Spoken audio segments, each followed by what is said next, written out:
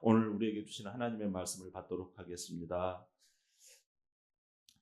사무엘상 16장 6절에서 12절 말씀이에요. 자, 찾으신 줄 알고 교독합니다. 그들이 오매 사무엘이 엘리압을 보고 마음에 이르기를 여호와의 기름 부으실 자가 과연 주님 앞에 있도다 하였더니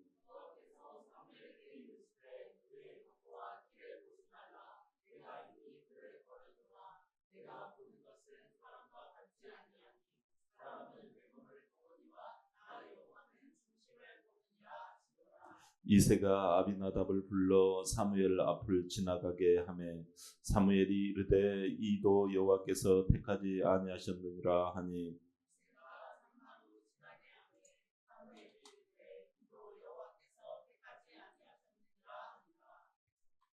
이새가 그의 아들 일곱을 다 사무엘 앞으로 지나가게 하나 사무엘이 이새에게 이르되 여호와께서 이들을 택하지 아니하셨느니라 하고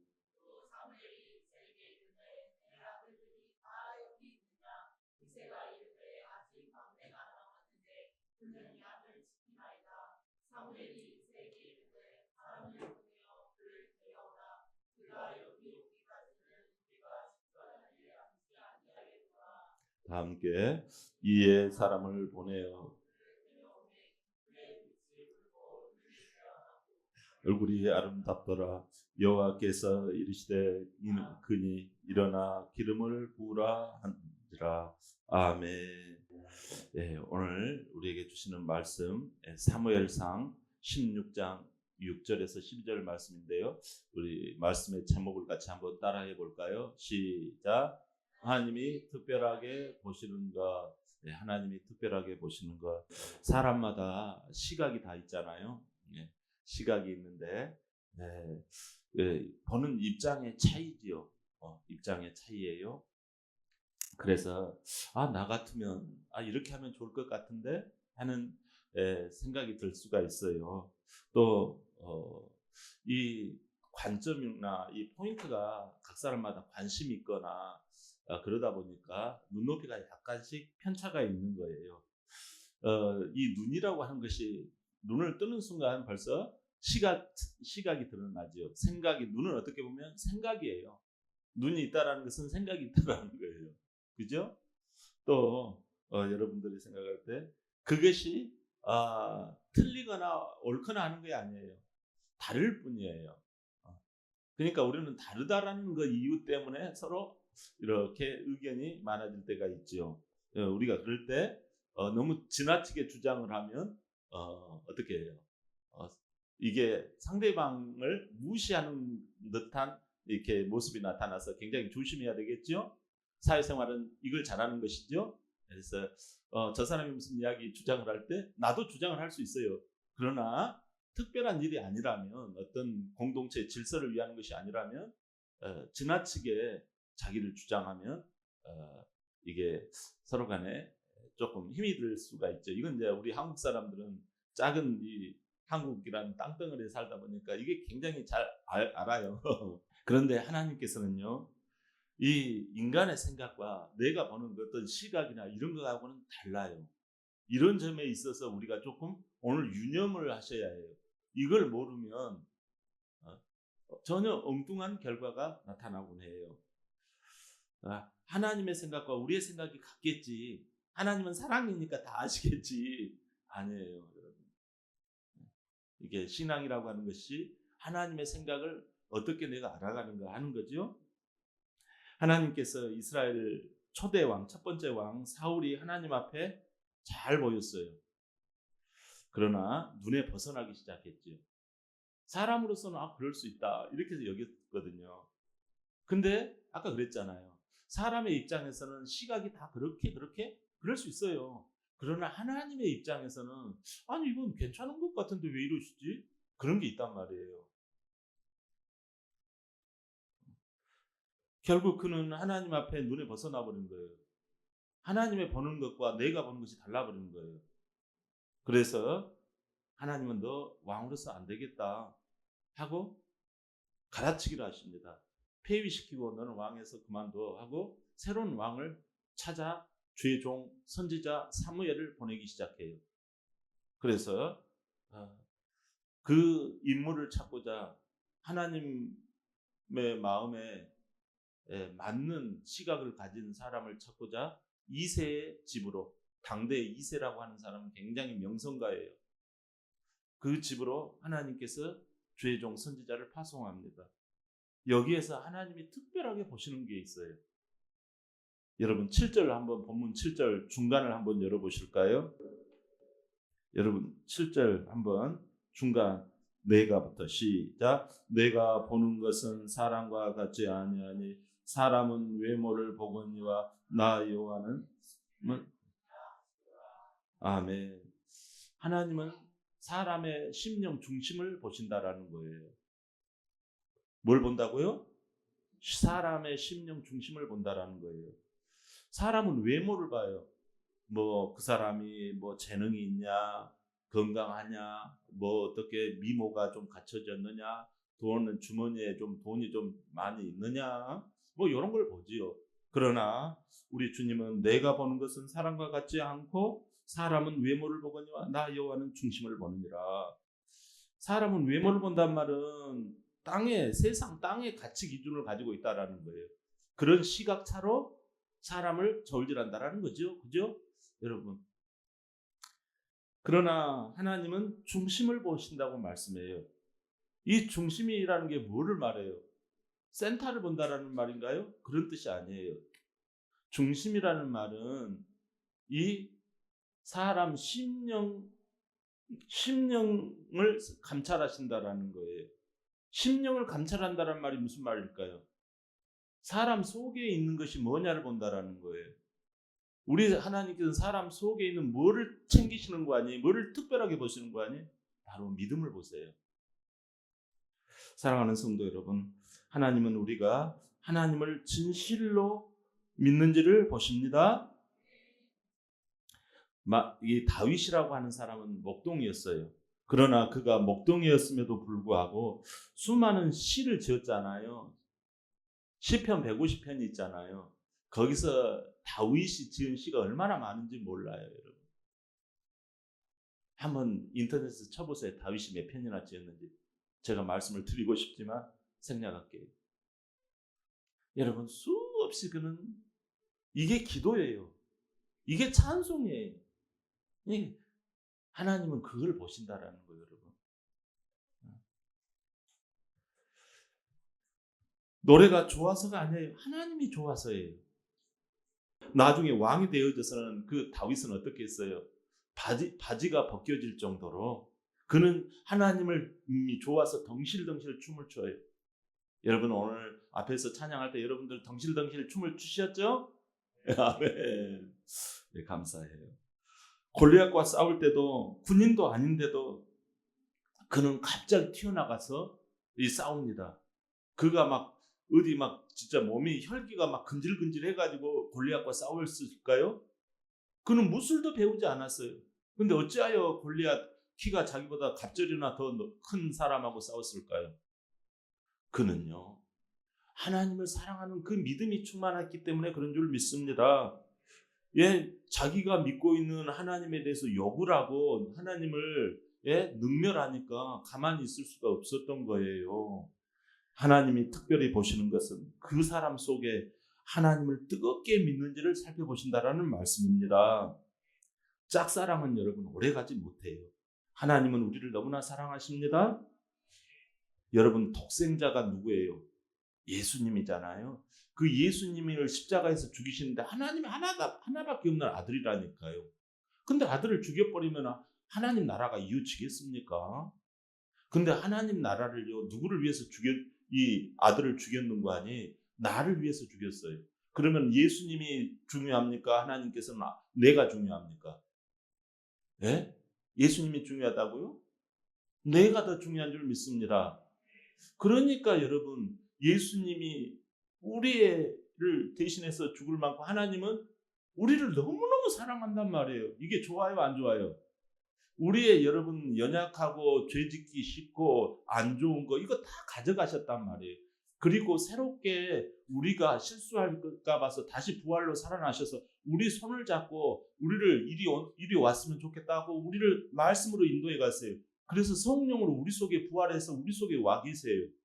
그 예수님을 믿고 의지하면 되는 거예요. 내가 할 필요가 없어요. 그 주님만 믿고 내가 주님 손잡고 좋아요, 나 주님 사랑해요. 그게 믿음이에요.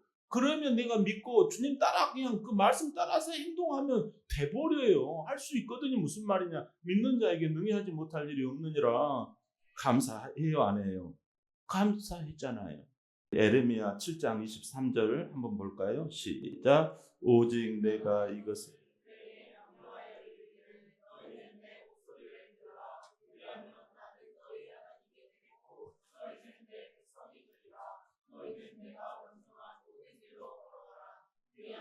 복을 받으리라. 거기까지. 아멘. 예, 여러분 목소리를 들으라는 것은 무슨 말인가요? 목소리를 들으라는 것은 하나님의 말씀을 믿고 순종하면 안 되겠니? 라는 거예요. 하나님이 특별히 보시는 것은 뭘까요? 그 속에 하나님을 뜨겁게 믿는지를 살피시는 줄 믿습니다. 여러분, 그러면 목사님 어떻게 믿어야 할까요? 어떻게 믿어야 할까요? 요한복음 14장 21절 시작. 나를 사랑하는 자는 내 아버지께 사랑을 받을 것이요. 그를 사랑하여 그에게 나를 나타내리라. 아멘. 계명은 하나님 말씀, 성경 말씀을 말해요. 마치 사랑하면 결혼을 하잖아요. 그래가지고 결혼식에서 언약을 하잖아요. 사랑하겠느냐? 남편을 아내를 몸처럼 사랑하겠느냐? 남편에게 순종하겠느냐? 그러잖아요. 그 언약이 장난이 아닌 거예요. 그것을요 지키는 거예요, 약속은. 그래서 주님이 우리의 신랑 되잖아요. 우리는 주님의 신부 되는 줄 믿습니다. 그러면 여러분 신랑과 신부 사이에는 지켜야 되는 거예요. 신랑의 말을 우리 신부가 잘 지키면요 신랑이 나타나서요 신부를 얼싸 안아주고 신부를 이뻐해주고 사랑해주는 거예요. 여러분 이 관계가 얼마나 아름다워요. 하나님이 특별히 보시는 것은 그 속에 하나님을 뜨겁게 여러분들이 사랑하고 있는지를 보신다는 사실을 기억하기를 바랍니다. 한문으로 믿을 신자 생각나세요? 이렇게 믿을 신자 있어요. 예, 사람 인자 옆에 말씀 언자예요. 사람이 누구겠어요? 사람으로 오신 예수님을 말해요. 그 말씀 언자는 뭐겠어요? 성경 말씀을 예수님이 주신 그 말씀을 믿는 것인 줄 믿습니다. 그래서 믿음은 하나님의 말씀을 따라서 순종하는 거예요. 할렐루야. 여러분 그렇다면 우리가 깨달아야 할 게 있어요. 이 말씀대로 따르는 것이 이 믿음인데 믿음이 중요한 이유가 무엇일까요? 그것은 바로 하나님이 부르셔서 그 사람을 쓰시기 때문에 그래요. 자, 11절 한번 볼까요? 11절 본문 11절 시작. 또 사무엘이 이새에게 이르되 내 아들들이 여기 있느냐? 이새가 이르되 아직 막내가 남았는데 그는 양을 지키나이다. 사무엘이 이새에게 이르되 사람을 보내 그를 데려오라. 그가 여기 오기까지는 우리가 식사 자리에 앉지 아니하겠노라. 아멘. 다윗의 아버지 이새는 8명의 아들이 있었어요. 8명의 아들이 있었는데 아버지는 위에 형들이 축복받기를 원했어요. 그래서 사울 왕을 대신해서 이 정말 큰아들부터 이렇게 쫄쫄이 이렇게 왕감이 되기를 원해서 하나님 앞에 쓰임 받기를 원해서 큰아들부터 차근차근 내밀었어요. 예. 근데 사무엘 선지자는 아니 또 아들이 없어요? 막 그러는 거예요. 있습니다. 그럼 빨리 데려오세요. 그러는 거예요. 막내 아우를 찾아 데려오라고 해요. 하나님은 이 선지자를 통해서 이세 아들 8명 중 형 7명을 택하지 않고 막내 아우를 데려오라는 것. 이것은 하나님은 믿음의 사람을 불러서 이 하나님의 큰 일을 위해서 쓰임받게 하신다라는 사실을 기억하기를 바랍니다. 여러분, 성도 여러분, 하나님은 우리 삶이 어떠한 처지에 있을지라도 믿음을 가질 때 하나님은 그 사람을 들어 쓰시는 줄 믿습니다. 하나님은 사울 왕이 하나님의 말씀을 알았지만 믿지 않았어요. 그랬기 때문에 패하시고 그래서 사무엘을 보내서 다음 왕을 찾고자 이새의 집에 갔어요. 집에 있는 큰아들, 둘째 아들, 셋째 아들 쭉 선을 보입니다. 심지어 사무엘 선지자마저도 큰아들은 과연 하나님 앞에 쓰임받을 감이다 하고 여겼어요. 그런데 하나님께서는 저 멀리에 있는 그 양을 치고 있는 진짜 외양간에 그 냄새가 나는 이 역겨운 냄새가 나는 이 여덟째 이 막내 다윗을 택하신다라는 거예요. 무엇을 말해요? 하나님은 특별히 보시는 것은 어떤 처지에서도 신실한 믿음을 들어 쓰신다는 사실을 기억하기를 바랍니다. 창세기 37장에 보면 요셉은 그 형들이 있었음에도 불구하고 그 10명의 형들한테 미움을 받았어요. 그런데도 불구하고 믿음을 선택해 그 길을 걸어갔어요. 제가 지금 무엇을 말씀하시려고 하는지 여러분 벌써 감을 잡고 계시죠? 그는 정말 이 고생길을 걸어갔어요. 그런데도 믿음을 떠나지 않았어요. 심지어 남의 집에서 종사를 하는데도, 직장 생활을 하는데도 불구하고 이 믿음을 버리지 아니하였어요. 직장 생활하는데도 믿음을 버리지 아니하였단 말 이해 되시나요? 적용되시나요, 여러분? 예, 고마워요. 그렇게 믿음을 간직했다라는 거예요. 이 신실한 믿음, 어려움이 지속되면 우리는 자꾸 내 처지와 타협해요. 자기 믿음의 프레임을 망가뜨려 버린단 말이에요. 자기 식대로 그냥 꾸겨버려. 얼마나 안타까워요. 여러분, 그래서 내 처지에 타협을 해버려. 많은 사람들이. 그게 그럴 수밖에 없어요. 그래요. 그러나 여러분, 그러지 않았다라는 거예요. 끝까지 하나님께 소망을 두고 하나님 앞에서 믿음을 드러냈더니 그는 어떻게 됐습니까? 국무총리가 된 줄 믿습니다. 하나님이 특별히 보시는 것은 어떤 처지에서도 신실한 믿음을 확보할 때 그 사람을 들어 쓰신다는 사실이에요. 지금 내 앞에 작은 일일까요? 아닙니다. 여러분, 그 작은 일을 하나님은 유심히 살펴요. 여러분 성경에서 하나님의 말씀을 사랑하는 자가 나를 사랑한다고 그랬잖아요. 여러분, 작은 일을 통해서 그 속에, 자기 속에 성령님이 와 계시잖아요. 예수님이 나의 주인 되셨잖아요. 그러면 성령으로 와서 계셔요. 그래서 내 손을 잡고 인도에 가시려고 해요. 그걸 믿고 의지해 가야 해요. 멀리 하나님은 저기 3,000m 위에서 우리를 오라 하네 그런 분이 아니세요. 내 속의 말씀으로, 오늘 주일 주신 이 말씀으로 일주일간 끌어가시는 거예요. 여러분, 그걸 믿고 의지하는 거예요. 베드로를 부르실 때 베드로는 열심히 고기잡이를 했잖아요. 네? 그럼에도 불구하고 주님 앞에 오라 하니까 따라가잖아요. 모세를 부르실 때 그가 열심히 어떻게 했습니까? 양을 치고 있는데 모세야 부르니까 따라갔잖아요. 여러분, 주님이 그 부를 때 따라가는 그 믿음, 그걸 하나님은 보시는 거예요. 지금 여러분이 어떤 직분을 맡고 계십니까? 교회 내에서 어떤 직분을 맡았다라는 것은 그것은 콜링했다라는 거예요. 부르셨다라는 거예요. 여러분, 하나님이 특별히 보시는 게 뭘까요? 어떤 처지에서도 신실한 믿음을 가지고 있는지를 하나님은 보시고 그 사람을 들어 쓰신다라는 말씀이에요. 아멘이십니까? 네, 감사해요. 여러분, 설사 작은 일이라 할지라도 내 안에 하나님을 의지하시기를 바랍니다. 여러분, 하나님이 그 사람을 들어 쓰실 때 어떤 일이 벌어져요? 어떤 일이 벌어졌는지 볼까요? 여러분, 기름 부음이 일어난다는 사실이에요.